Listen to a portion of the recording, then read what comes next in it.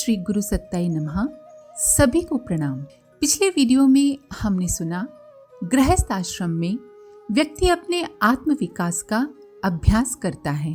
परिवार के सदस्यों के लिए केवल भोजन वस्त्र की सुविधा जुटा देना पर्याप्त नहीं है, उन्हें श्रेष्ठ संस्कार भी देना चाहिए।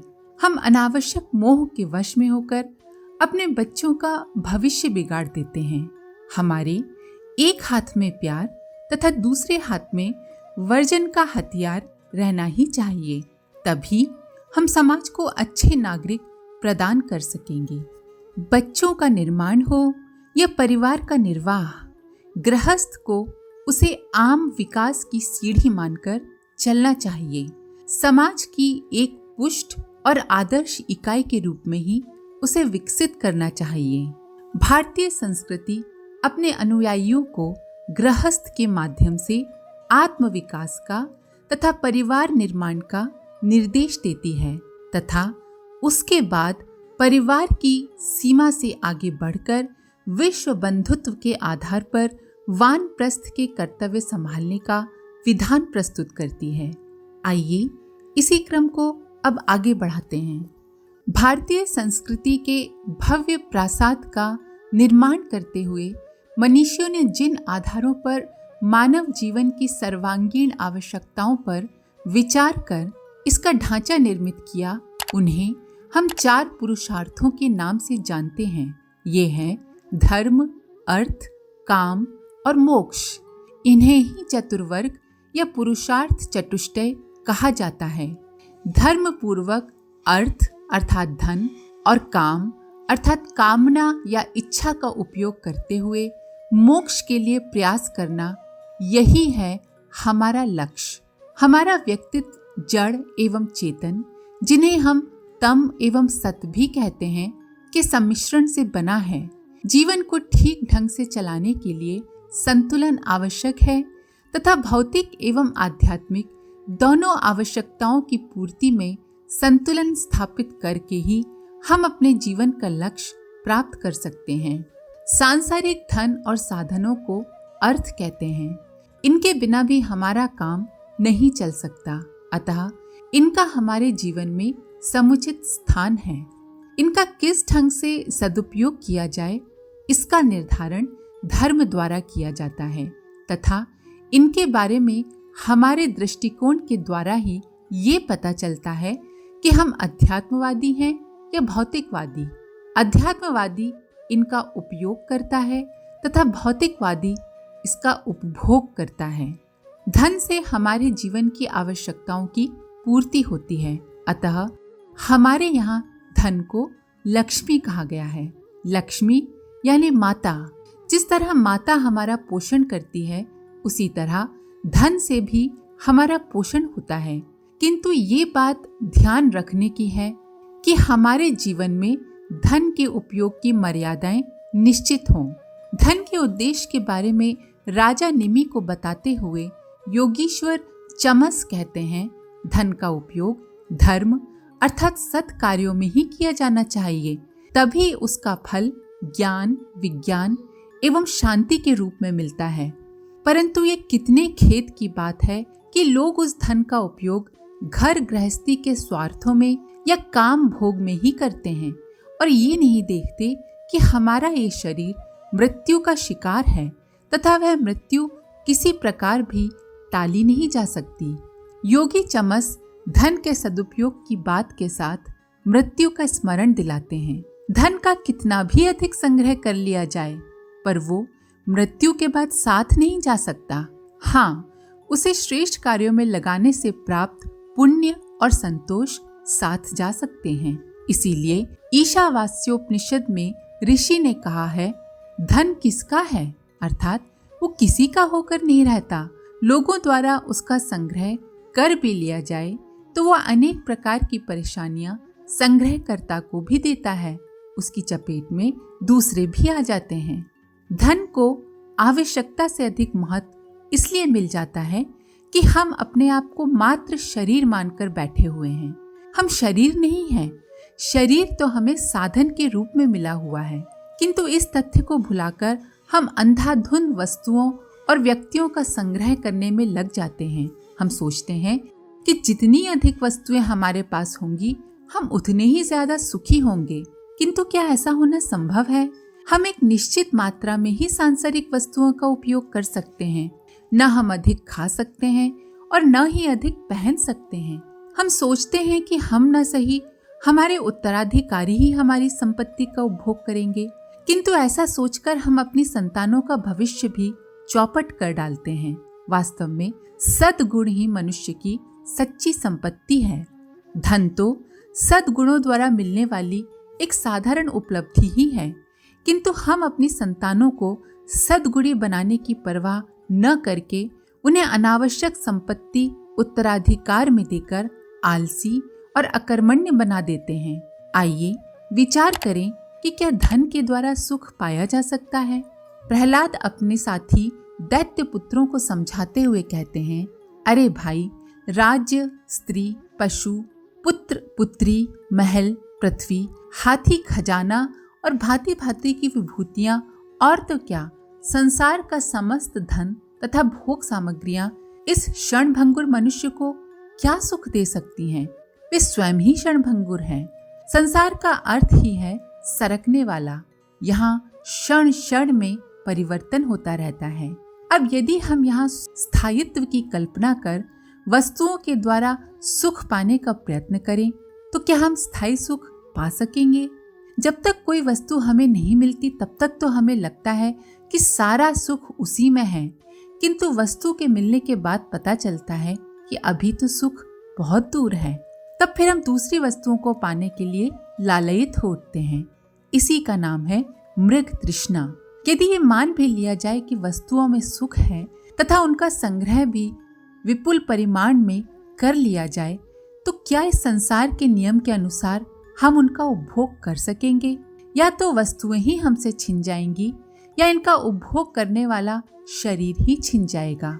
अतः विवेक का तकाजा है कि इस अंधी दौड़ से हम अपने आप को अलग कर लें और अपने वास्तविक लक्ष्य की ओर गतिशील हों। उसी के लिए धन का उपयोग कर सकें तो करें, अन्यथा उसे अनर्थ का कारण न बनने दें। दत्तात्रेय भक्त प्रहलाद से कहते हैं, ये मनुष्य शरीर मोक्ष और स्वर्ग का द्वार है। इसको पाकर भी ऐसा कौन बुद्धिमान मनुष्य है जो अनर्थों के धाम धन के चक्कर में फंसा रहे। यदि हम सुख पाना चाहते हैं तो हमें स्वर्ग में प्रवेश करना चाहिए, पर इसके लिए मरने की आवश्यकता नहीं है, क्योंकि स्वर्ग किसी स्थान विशेष का नाम नहीं है। स्वर्ग वस्तुओं और परिस्थितियों में नहीं, हमारे अंदर ही निवास करता है। स्वर्ग का अर्थ है उत्कृष्ट चिंतन, ऊंचा चिंतन, उच्च चिंतन। यदि हमारी विचारणा उच्च कोटि की हो तो हम कहीं भी और कैसे भी परिस्थिति में क्यों ना हो, आनंद से ओतप्रोत रहेंगे। इसी तरह मुक्ति का अर्थ है वासनाओं और तृष्णाओं से मुक्ति। स्वर्ग और मुक्ति, यही है इस मानव जीवन के दो लाभ, जो परिस्थितियों पर निर्भर न होकर हमारी मनः स्थिति पर निर्भर हैं। लेकिन हम ये तथ्य भूल जाते हैं और सोचते हैं कि धन संग्रह से हम अपने लक्ष्य को पा लेंगे, लेकिन ये बड़ी भारी भ्रांति है। इस संदर्भ में मनुष्य को सावधान करते हुए भगवान कृष्ण उद्धव जी से कहते हैं, धन को साधन और सिद्धि मानने वाले को उसकी वृद्धि करने, रक्षा करने, खर्च करने में तथा उसके नाश और उपभोग में जहाँ देखो वहीं निरंतर परिश्रम, भय, चिंता और भ्रम का ही सामना करना पड़ता है। धन वास्तव में अपने में कुछ भी नहीं है, वो तो जड़ है, वो एक साधन है तथा ये साधन का प्रयोग करने वाले पर निर्भर है कि वो साधन से अपना हित करता है या अहित। यदि सूझबूझ हो तो जहर को भी उपयोगी बनाया जा सकता है, अन्यथा उपयोग न जानने पर वो विनाश तो करेगा ही। धन भी दुधारी तलवार की तरह है, जो विजय भी दिला सकता है तथा हमारी गर्दन भी कटा सकता है। जब अनावश्यक धन इकट्ठा हो जाता है तब वह व्यक्ति में तरह तरह की बुराइयां उत्पन्न करता है। मद, शेखीखोरी, आलस्य, प्रमाद, व्यसन, जुआ आदि न मालूम कितनी विकृतियां धन की उपज हैं। युधिष्ठिर द्वारा जुए में राजपाट हार जाने के बाद कृष्ण कहते हैं, जुआ खेलने से ऐसा विनाश उपस्थित हो जाता है जो कल्पना में भी नहीं आ सकता। इस प्रकार धन और उससे संबंधित व्यसनों द्वारा व्यक्ति अपना भी अहित करता है तथा अपने आश्रितों के दुख का भी कारण बनता है। राजा नल और युधिष्ठिर की कहानियां प्रसिद्ध हैं। आदर्श महापुरुष होने के बाद भी अनावश्यक धन ने इनमें जुआ खेलने का शौक पैदा किया। फलतः इन्हें और इनके आश्रितों को कष्ट उठाने पड़े। आज के धनिकों में भी धन संबंधी बुराइयां स्पष्ट देखी जा सकती हैं। इसीलिए अनावश्यक धन संग्रह से सावधान करते हुए नारद जी युधिष्ठिर से कहते हैं, मनुष्यों का अधिकार केवल उतने ही धन पर है जितने में उनकी भूख मिट जाए। इससे अधिक संपत्ति को जो अपनी मानता है वह चोर है, उसे दंड मिलना चाहिए। कैसा उच्च आदर्श है। धन किसी व्यक्ति का नहीं, संपूर्ण समाज का है। जब कोई व्यक्ति लोभवश वस्तुओं का संग्रह करने लगता है तब समाज में आवश्यक वस्तुओं की कमी पड़ने लगती है। इसीलिए हमारे धर्म में परिग्रह यानी कि संग्रह को पाप और अपरिग्रह यानी कि त्याग को पुण्य माना गया है। इसका ये अर्थ नहीं है कि हम अपनी आवश्यकताओं के लिए कमाई ही न करें। अपरिग्रह का अर्थ है अनावश्यक संग्रह न करना। यदि भगवान ने हमें धन कमाने की क्षमता, प्रतिभा और सुविधा दी है तो हम अवश्य 100 हाथों से कमाएं और 1000 हाथों से बांटें। धन का सर्वोत्तम उपयोग दान ही है, किंतु दान का अर्थ जरूरतमंदों को विनयपूर्वक देना ही है। अपने यश या अहंकार प्रदर्शन के लिए खर्च करना दान नहीं है। आवश्यकता से अधिक धन अपने पास न रखने के आदर्श का पालन हमारे देश में बड़ी कड़ाई से किया जाता रहा है। लोग अपने जीवन काल में ही संग्रहित धन को सत्कार्यों में लगा देते थे। यदि संयोगवश कोई व्यक्ति अधिक धन छोड़कर मर जाता था तो उसके पुत्र अथवा पुत्री हितैषी उस धन का लोकोपयोगी कार्यों में उपयोग कर देते थे। श्राद्ध इसी का नाम है। मृतक पर आश्रित कोई व्यक्ति यदि आर्थिक दृष्टि से स्वावलंबी नहीं है तो उसे स्वावलंबी बनाने भर के लिए आवश्यक धन ही लिए जाने का औचित्य है। शेष धन सत्कार्यों द्वारा समाज को लौटा देने का विधान श्राद्ध कर्म में है। आज तो श्राद्ध के नाम बड़े बड़े भोज भंडारे होते हैं जो निरर्थक ही नहीं हानिकारक भी हैं। श्राद्ध का अर्थ है धन का श्रद्धापूर्ण सद्व्यय। जिसका पेट भरा हुआ है ऐसे लोगों को खिलाने तथा जिनके पास धन का भंडार है तथा जो समाज सेवा नहीं करते ऐसे लोगों को दान दक्षिणा देना धन का दुरुपयोग तथा उद्यत प्रदर्शन मात्र है। इससे दान देने वाले और दान लेने वाले किसी का भी भला नहीं होता। श्राद्ध के नाम पर इस कुप्रथा को तत्काल बंद किया जाना चाहिए तथा मृतात्मा की शांति के लिए लोकोपयोगी कार्यों में ही मृतक की गाढ़ी कमाई का धन खर्च करना चाहिए। आज के लिए इतना ही। इसके आगे का अगले वीडियो में आप सभी का धन्यवाद। ओम शांति।